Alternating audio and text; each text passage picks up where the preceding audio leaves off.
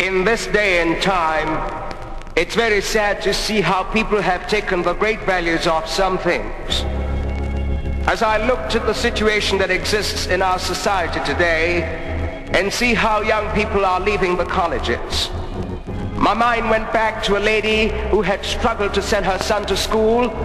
She had a full-time job and she took on part-time work so that the boy could be the benefactor of some of the things she didn't have, and that was an education.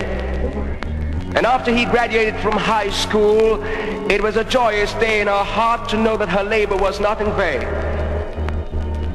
And as he left home going to college, in your mind, I want you to picture him in his mohair suit, shine shoes, and a fine haircut, clean shave, as she was a religious mother. And she told him, son, don't forget the struggles that I had to get you where you are. And when he first got to the university, each letter he would write back to his mother, he would say, Mommy, it's another day. The Lord has kept me and I'm so glad. But as time went on, he seemingly forgot about God, and he said less and less in his letters about the Lord Jesus Christ. And eventually he said absolutely nothing about him, and his mother became very concerned. And one day she got a letter that told her her son was coming home. And she was glad because she wanted to sit down and look him in the eyes and talk to him.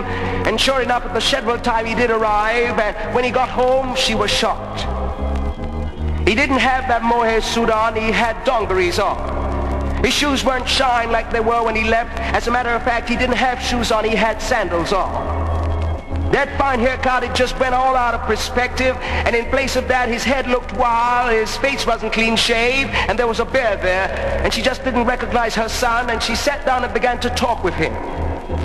And as she talked to him, she said, son, what is it has overcome you, and you're just looking different and acting different, and you didn't even write about God's goodness. The boy said, Mama, let me tell you something. He said, you know, I went to school and I've become so scientific-minded now until I just can't believe in this God business. He said, tell me something, Mama. Can you touch God like you touch me?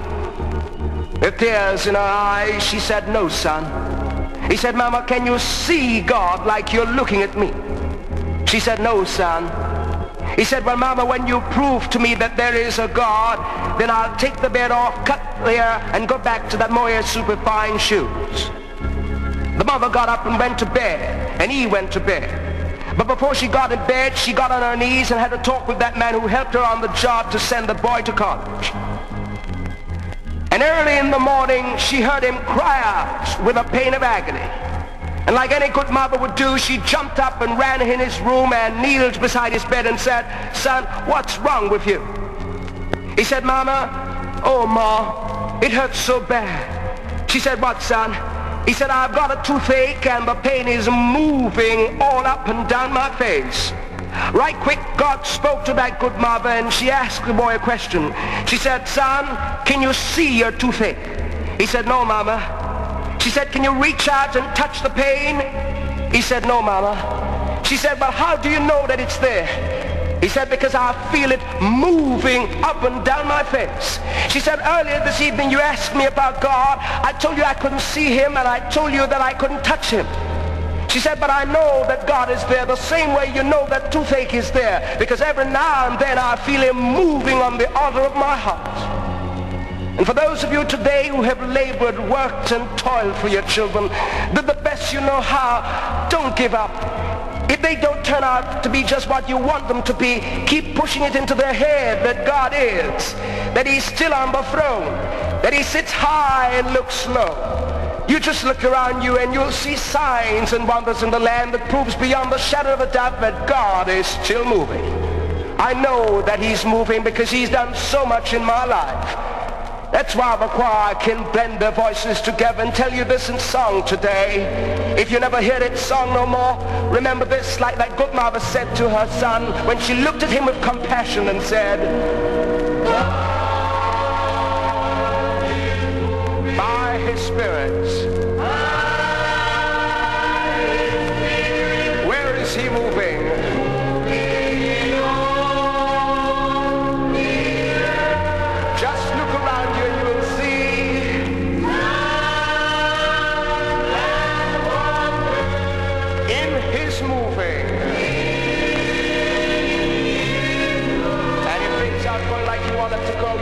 ask him to do this.